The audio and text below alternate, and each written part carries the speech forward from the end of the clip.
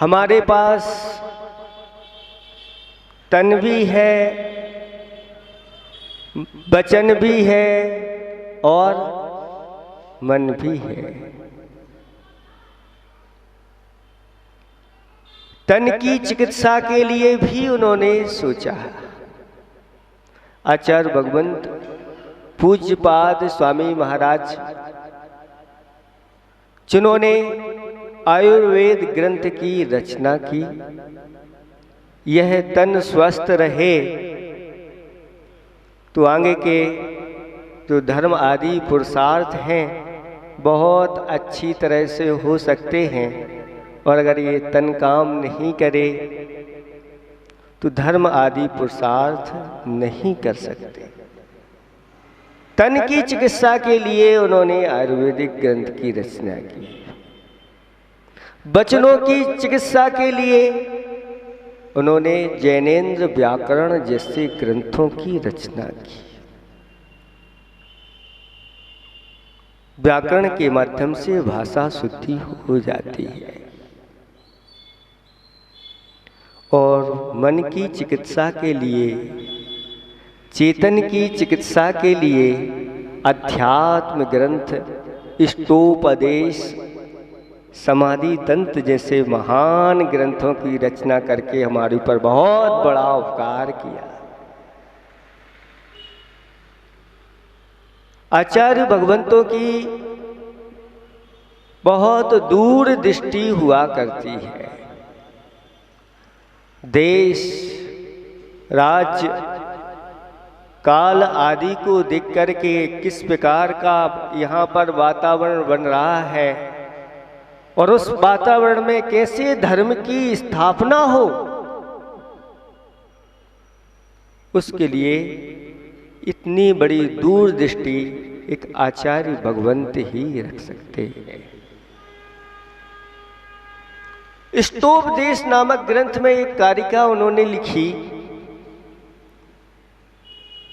आयुर्वृद्धि क्षयोत्कर्ष हेतुम कालस्य निर्गमम वांछिता धनिनाम इष्टाम जीवितात सुतराम धनम। दो चीजें हैं काल व्यतीत होने में। आप बढ़ रहे हैं कि घट रहे हैं, लेकिन फिर भी आप अपने आप को बड़ा मान करके और एक अहंकार और अपने सिर पर लाद लेते हैं। लेकिन वास्तविकता देखी जाए तो हम बहुत घटते चले जा रहे हैं। हमारे जीवन के पल यूं ही निकलते चले जा रहे हैं और हम अपनी कसाओं को कम नहीं कर रहे हैं, हम अपनी कसाओं को बढ़ाते चले जा रहे हैं। तो आयु की तो वृद्धि, आयु का क्षय होना काल के व्यतीत होने में कारण है, लेकिन दूसरी ओर धन जो है वह बढ़ता चला जाता है। आपने जैसे बैंक में फिक्स जमा कर दिया, एफडी बना दी, कितने साल में दूना होता है कोई नियम आज वर्तमान में? 9 साल 10 साल में। तो आपके 10 साल बाद वह दूना हो गया। 5 लाख जमा किए थे, 10 लाख वह हो गए 10 साल बाद। आपने 40 साल में जमा किए थे, 50 साल के जैसे ही हुए और वह 10 लाख हो गए। 60 के हुए तो 20 हो गए, 70 के हुए तो 40 हो गए, 80 के हुए तो 80 हो गए। लेकिन पता चला 80 होने के पहले ही चले गए। आचार्य श्री ने बहुत अच्छा हाइकू लिखा है कि बे चल बसे, बे चल बसे। कोई चला जाता है तो क्या कहते हैं? बे चल बसे। यानी इसका अर्थ क्या है वे चल बसे? यानी यहां से वहां जाके बसे। ये हाइकू है 17 अक्षर में। वे चल बसे यानी यहां से वहां जाके बसे। अब यहां से वहां जाके बसे तो कहां जाके बसे ये आपको पता है। तो जिसने जैसा कर्म किया है उसी के अनुसार वह बस जाता है। तो धन तो बढ़ता चला जा रहा है और आयु का क्षय होता चला जा रहा है, फिर भी इस संसारी प्राणी के लिए अपने चेतन से ज़्यादा धन महत्वपूर्ण है और उसी के लिए यह दिन रात एक करता रहता है। महाराज, जीवन चलाने के लिए धन की आवश्यकता तो रहती है। ये बहुत अच्छी आपकी तरफ से बात आई है कि जीवन चलाने के लिए धन की आवश्यकता है, लेकिन जीवन बनाने के लिए धर्म की आवश्यकता है। जीवन चलाना तो सब जानते हैं, लेकिन जीवन को बनाना है। और एक बार अगर हमारा ये जीवन बन गया तो बहुत जल्दी इस संसार के दुखों से हम ऊपर उठ जाएंगे। उसके पास अपार संपदा थी। उसके मन में आया कि इस धन का उपयोग किया जाए, क्योंकि धन की 3 गति होती हैं: दान, भोग और नाश। या तो दान करो, दान करने से वह धन सार्थक हो जाता है, इस लोक में भी सुख देता है और परलोक में भी सुख देने वाला होता है। जितना आप दान करते हैं उतना ही आपका है। लेकिन आप तो कहते हैं इतना तो हमारे गांठ से चला गया। जो हमारे घर में रखा हुआ है, बैंक में रखा हुआ है, वह उसको आप अपना मानते कि नहीं मानते? लेकिन हमने कहीं अगर मान लो दान दे दिया तो ये तो हमारा, लेकिन वास्तविक धन हमारा वही है। वह धन आप कहीं भी पहुंच जाओ, हाथ जोड़े लोग खड़े रहते हैं कि ये आपका है, आप इसको स्वीकार करिए। उतना नहीं मिलता जितना आपने दिया है। कितना मिलता है? तो नीतिकारों ने कहा है कि अगर हम अपने धन को ब्याज पे दे दें तो दुगना हो जाता है, व्यापार में लगा दें तो चौगुना हो जाता है, और अगर खेत में बो दें तो 20-25, उस समय की बात लिखी उन्होंने, 100 गुना हो जाता है। लेकिन अगर इस धन रूपी बीज को धर्म रूपी क्षेत्र में अगर हम बो दें तो कितना हो जाए? कहते अनंत गुणा फलित होता है, इसका अंत नहीं आता। धन्य कुमार के पूर्व की कथा आप सुनो। अकृत पुण्य था और उसने दान की अनुमोदना की थी, धर्म की अनुमोदना की थी। नमोकार मंत्र को आत्मसात करते हुए, नमोकार मंत्र को पढ़ते हुए उसके प्राण निकले और स्वर्ग में जाकर के रिद्धिधारी देव बना और वहां से आकर के धन्य कुमार हुआ। और जिसका जन्म होते ही जब उसके लिए उसका नाल जो है गाड़ने के लिए गए तो वहां पर धन निकला। जब मिट्टी से उसके स्नान आदि के लिए मिट्टी लाई गई तो वहां खुदा तो धन निकला। व्यापार करने के लिए गया तो उसमें रत्नों के साथ पत्र मिला, ये 9 निधियों का स्वामी, ये धन्य कुमार। कितना आप जीवन में कमा लोगे ये बताओ? कितना कमा सकते हो? करोड़, अरब, खरब, कितना? नील महानील कितना कर सकते हो? लेकिन जो दान रूपी धर्म से मिलता है वह कहीं नहीं। एक कमल चढ़ाने से अगले भाव में राज्य की प्राप्ति हो गई ग्वाले के लिए। तो जिनेंद्र भगवान के लिए जो प्रतिदिन ऐसे उत्कृष्ट फलों को, श्रीफल आदि को चढ़ाता है, कहते हैं जो प्रतिदिन जिनेंद्र भगवान को श्रीफल चढ़ाता है उसको उभय श्री की प्राप्ति होती है। उभय श्री जानते हैं, लौकिक संपदा और पारलौकिक संपदा। जब तक आपको मुक्ति रूपी संपदा प्राप्त नहीं हो रही है तब तक आपके लिए वह लौकिक संपदा श्रेष्ठ प्राप्त कराता रहेगा, वह पुण्य। लेकिन हम कहाँ विचार कर पाते हैं कि जिनेंद्र भगवान के लिए प्रतिदिन श्रीफल चढ़ाएं। पहले के लोग रत्न चढ़ा के जाते थे। आज वर्तमान में हम अगर इतना ही कर लें कि एक श्रीफल जिनेंद्र भगवान को प्रतिदिन समर्पित करेंगे, इसी भाव में आपको उसका फल नजर आने लगेगा।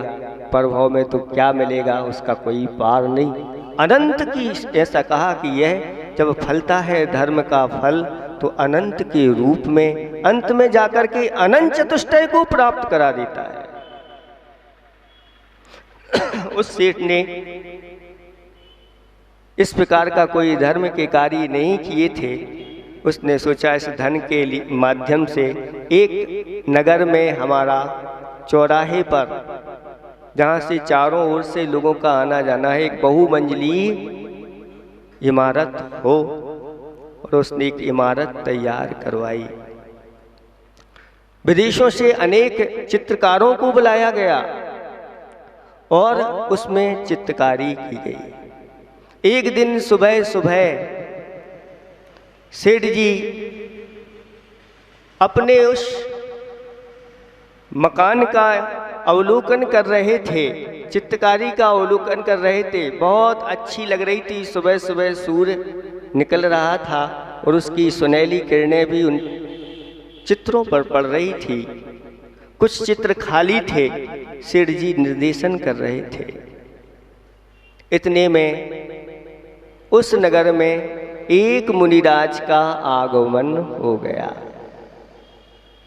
और वहीं से उनका निकलना हुआ। जहाँ सेठ जी ऊपर चढ़े हुए निर्देशन दे रहे थे, ऊपर से ही देखा, महाराज की भी एक दृष्टि पड़ गई और वहीं से उन्होंने महाराज जी को नमस्तु किया। महाराज जी ने भी मुस्कुरा दिया। अब विचार करता है वह सेठ, इन महाराज से तो आज तक हम मिले नहीं और महाराज ने हमारे लिए देख करके मुस्कुरा दिया। बीतरागी संत बिना कारण मुस्कुराते नहीं, इसमें कुछ ना कुछ तो रहस्य है। महाराज के पास जाकर के पूछूंगा। महाराज आगे बढ़ते हैं और जाकर के चिनालय के दर्शन करके बसतिका में रुक जाते हैं। और जब आहार चर्या का समय होता है, आहार चर्या के लिए निकलना होता है, तब उसी सेठ जी के घर के निकट से निकलना हुआ। चूँकि सेठानी जो थी वह दान पुण्य आदि सठ कर्म को करने वाली थी।